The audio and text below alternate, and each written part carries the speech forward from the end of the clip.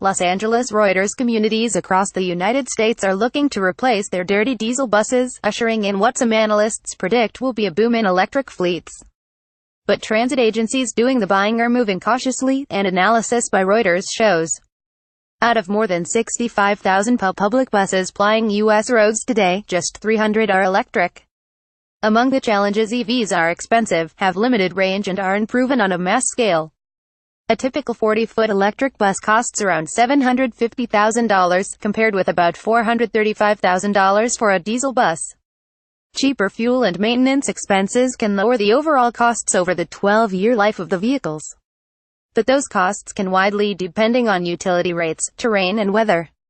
The technology is still a gamble for many cities at a time when bus ridership is falling nationwide and officials are trying to keep a lid on fares, says Chris Start, an executive at Canadian bus maker New Flyer Industries Inc. NFI. 2.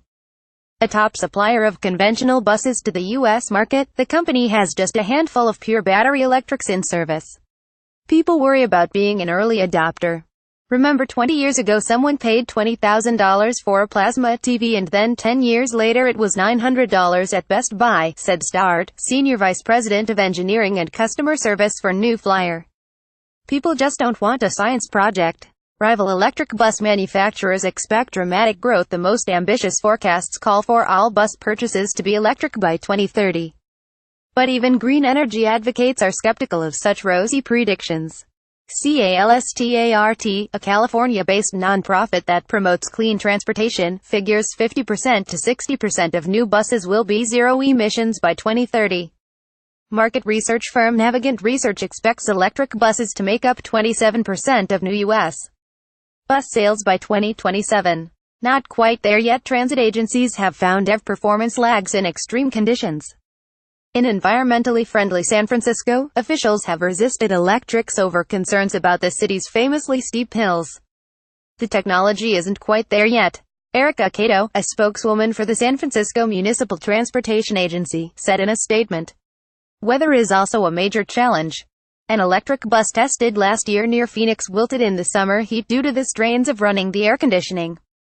The vehicle never achieved more than 89.9 miles on a charge, less than 2/3 of its advertised range, according to a report by the Valley Metro Regional Public Transportation Authority.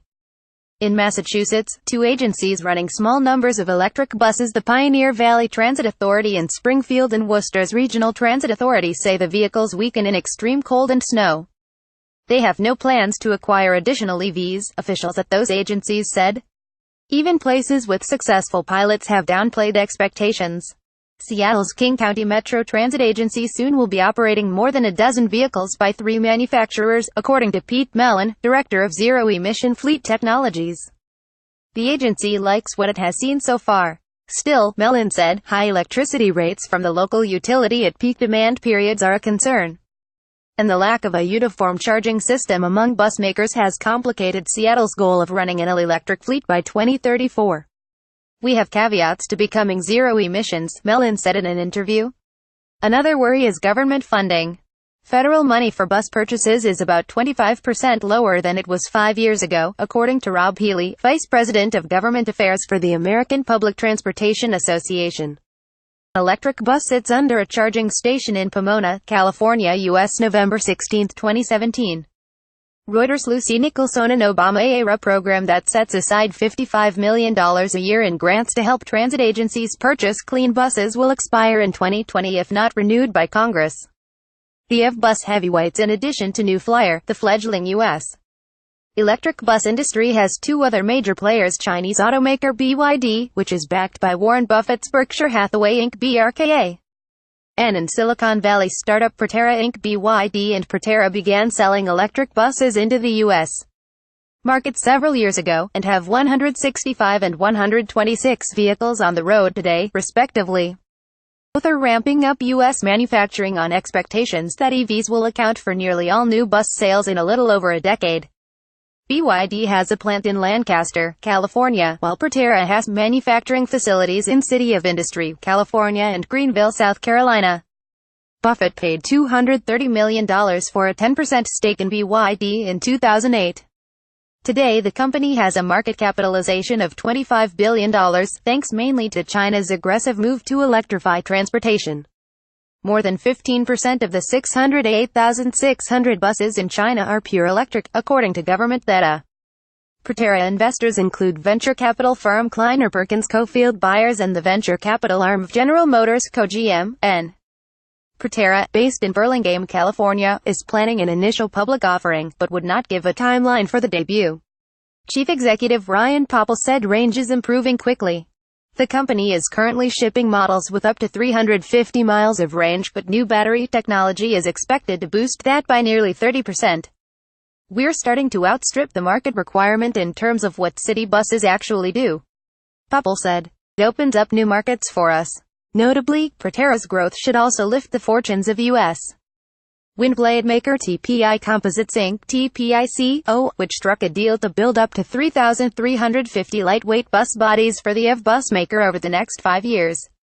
Raymond James analyst Pavel Molchanov estimated the deal could account for 12% of Scottsdale, Arizona-based TPI's revenue in 2019. Winnipeg-based New Flyer, meanwhile, has won some big orders, including a deal to supply up to 100 electric buses to Los Angeles County Metropolitan Transportation Authority. Still, company executives view electrification as a gradual transformation. It's going to be a slow, methodical rather than an absolute disruption-type environment, CEO Paul Sobry said on a conference call with analysts last month. Working well, with trade-offs despite the technology's limitations, some U.S. transit agencies are hitting the accelerator on their electric conversions. Indigo, which serves Greater Indianapolis, has struck a deal with BYD to purchase 31 electric buses, with the option to add dozens more, in addition to the 21 already in its fleet, according to an Indigo Board of Directors meeting report from July. Agency spokesman Brian Lullen said the EVs have reduced fuel and maintenance costs by up to half compared to conventional buses. Foothill Transit, in Southern California, has been operating Proterra buses since 2010. It now has 17 in its fleet, with 13 more scheduled to arrive before the end of the year, according to spokeswoman Felicia Frazima. Still, both agencies acknowledged trade-offs due to the limited range of these vehicles. Foothill has mainly confined its electric buses to a short 16-mile route. The Indianapolis EVs run primarily during the morning and evening rush hours, not all day long like the diesel workhorses that remain the mainstay of the fleet. Still, Indigo's Lullen figures the best is yet to come. With battery technology evolving rapidly, we think it's a big opportunity for us to maximize our budget and do more, he said. Reporting by Nicola Groom, editing by Sue Horton and Marla Dickerson. Or Standards, the Thomson Reuters Trust Principles.